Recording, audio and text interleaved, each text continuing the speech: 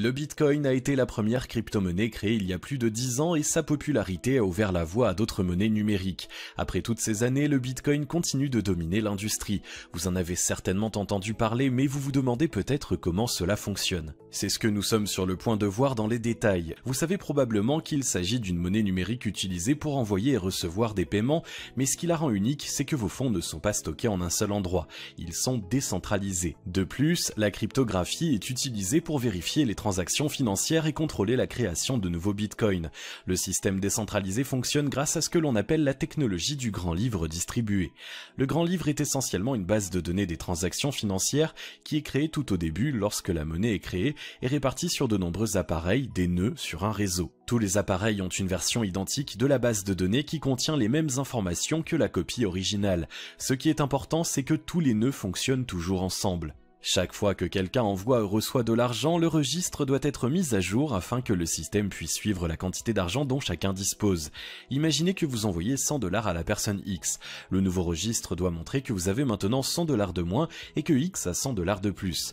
Cependant, pour pouvoir mettre à jour le registre, tous les nœuds doivent voter et vérifier que le nouveau registre est correct. Ceci est fait en utilisant ce que l'on appelle un algorithme de consensus, ce qui signifie que le bon livre est celui pour lequel la majorité des nœuds ont voté.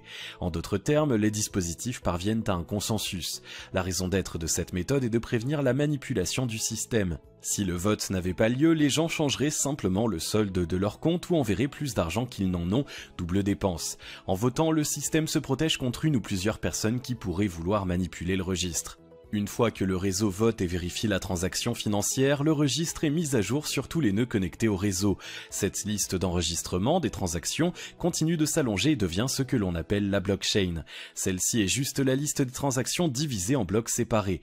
Dans le cas du Bitcoin, chaque bloc contient 1500 à 3000 transactions, chaque bloc a une taille de 1 mégaoctet. Les données contenues dans les blocs ne peuvent pas être modifiées après leur validation. Minage, vérification des transactions. Il est important de comprendre que les transactions non lieu deviennent vérifiées que lorsque le bloc contenant ces transactions est plein et qu'un nouveau bloc est effectué. Il n'est pas facile de faire un nouveau bloc et c'est l'essence même de la plupart des crypto-monnaies. Pour créer un nouveau bloc, il faut résoudre un puzzle cryptographique qui relie l'ancien bloc au nouveau. C'est ce que l'on appelle le minage. Toutes les transactions de la blockchain sont cryptées à l'aide d'une fonction appelée hash. Il s'agit simplement d'une fonction qui transforme les informations relatives à la transaction en un code spécial. Il existe de nombreuses fonctions de hachage et celle que le Bitcoin utilise est le SHA-256.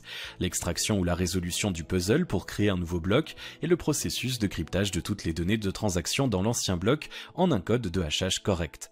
Correct signifie un code de hachage qui est plus petit qu'une valeur cible spécifique. Si quelqu'un trouve un code de hachage correct, le bloc précédent sera vérifié, les transactions auront lieu, un nouveau bloc sera créé et le trouveur du code recevra un certain montant de Bitcoin en récompense.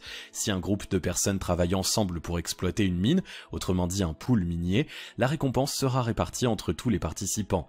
Si le code de hachage n'est pas inférieur à la valeur cible, également appelée difficulté de hachage, la valeur changera et les mineurs continueront à essayer jusqu'à ce qu'ils obtiennent un hachage correct.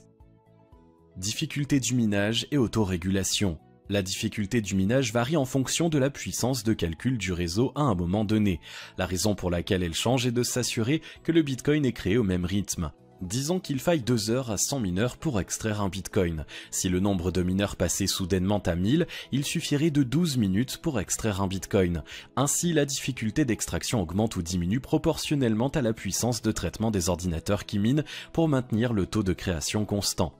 Le minage est principalement réalisé avec des GPU, des cartes graphiques ou des ASIC qui consomment tous deux beaucoup d'électricité.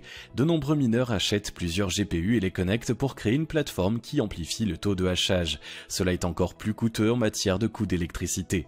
Lorsque la difficulté de hachage est faible, les mineurs rejoignent le réseau pour profiter de la situation et gagner de l'argent plus facilement. C'est le début d'un cycle. Lorsque de plus en plus de mineurs commencent à rejoindre le réseau, la difficulté augmente et il devient plus difficile de résoudre le puzzle et d'obtenir la récompense.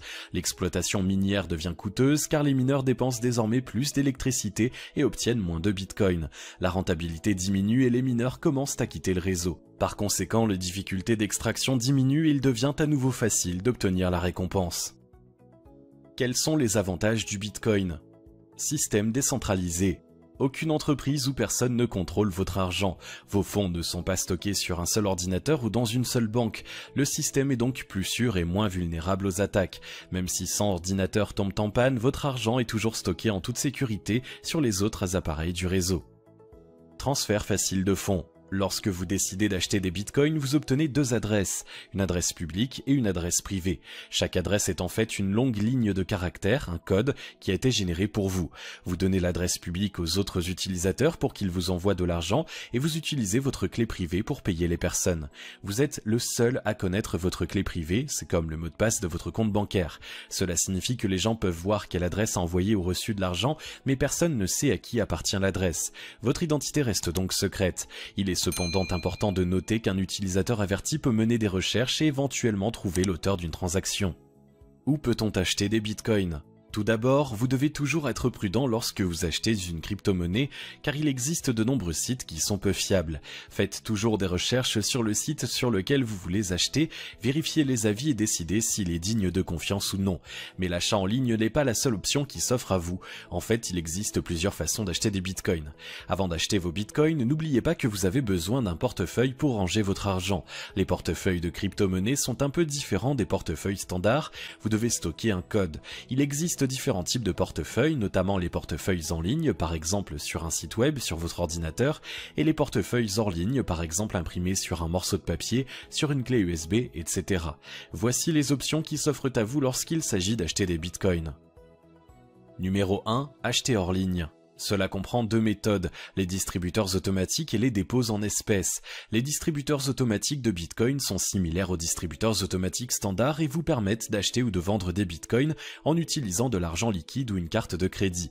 L'avantage est qu'ils sont très pratiques et offrent un haut niveau de confidentialité, aucune information personnelle n'est donnée lors de l'achat. L'inconvénient, c'est que vous risquez de ne pas trouver de distributeur près de chez vous et que les frais sont généralement élevés, jusqu'à 15%. Un autre problème potentiel est que la plupart des distributeurs automatiques ne vous permettent généralement que d'acheter ou de vendre, et non les deux, bien que certains offrent les deux services. Une autre méthode consiste à trouver un vendeur, généralement auprès d'un certain nombre de bourses en ligne réputées, et à le payer directement. En général, le vendeur vous donne un numéro de compte sur lequel vous déposez l'argent.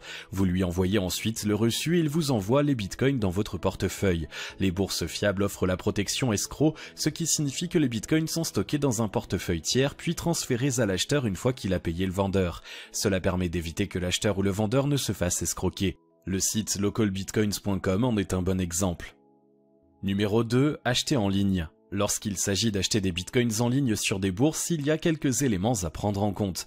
Tout d'abord, une vérification d'identité est presque toujours nécessaire, notamment en France, pour lutter contre le blanchiment d'argent. Cela signifie que vous avez beaucoup moins de confidentialité. Deuxièmement, le mode de paiement que vous utilisez en ligne est important. Si vous payez avec une carte de crédit, la transaction sera rapide et facile, mais les frais pourraient être plus élevés que si vous payez par virement bancaire. Toutefois, l'inconvénient de payer à partir de votre compte bancaire est qu'il faut généralement compter quelques jours. Voici des sites fiables pour acheter des bitcoins. Coinbase. C'est l'une des plus grandes plateformes aux États-Unis. Elle est considérée comme l'un des sites les plus sûrs pour acheter et stocker des crypto-monnaies. Coinbase propose non seulement une bourse où vous pourrez acheter et vendre des bitcoins, des ethers et plus de 50 autres crypto-monnaies, mais aussi un portefeuille où vous pourrez stocker votre argent. Il est donc très facile de commencer par Coinbase. En outre, vous pouvez acheter des crypto-monnaies avec votre compte bancaire ou votre carte de crédit ou débit. Les soldes en espèces sont assurés contre le vol jusqu'à 250 000 $ et 98% des devises sont conservées hors ligne pour protéger les fonds des clients contre les pirates informatiques. Les bureaux de tabac en France. Depuis 2018, il est possible en France d'acheter des bitcoins chez votre buraliste du coin. En partenariat avec les startups Kepler qui est Digicode, de plus en plus de bureaux de tabac sont équipés pour cela. Concernant Kepler, pour disposer d'un portefeuille de crypto-monnaies, il faut d'abord ouvrir un compte sur sa plateforme. Vous donnez ensuite votre nom et votre prénom ou soumettez une photo de votre carte d'identité et un justificatif de domicile. Chez le buraliste, les crypto-monnaies sont achetées à l'instar d'une recharge de carte prépayée pour son téléphone, mais vous scannez un code QR pour que les crypto-monnaies soient créditées sur votre portefeuille en ligne. 3 types de recharges sont proposés, 50, 100 et 250 €. Ces sommes sont converties en bitcoin au prix du marché et transférées transférés sur votre portefeuille. On peut ainsi investir régulièrement dans les crypto-monnaies chaque fois que l'on fait un tour chez son buraliste. L'avantage, c'est que cela épargne aux débutants dans l'univers des crypto-monnaies l'aspect technique des portefeuilles de crypto-monnaies. De plus, ils n'ont pas besoin de renseigner leurs coordonnées bancaires. Comment acheter des bitcoins sur Coinbase? Étant la plateforme la plus prisée des débutants, voyons comment acheter sur cette plateforme d'échange centralisée avec une carte de débit ou par virement bancaire. Avant de passer à l'achat, vous devez d'abord faire vérifier votre identité par la plateforme et ajouter une méthode de paiement, carte ou compte bancaire. Pour l'achat d'une petite quantité de crypto-monnaie, nous vous recommandons d'ajouter une carte de crédit ou de débit. À partir de votre tableau de bord Coinbase, cliquez sur Achat-vente au niveau du menu principal. L'unique méthode de paiement que vous avez ajoutée sera sélectionnée par défaut. Si vous en avez utilisé plusieurs, vous pouvez en choisir une par la liste déroulante.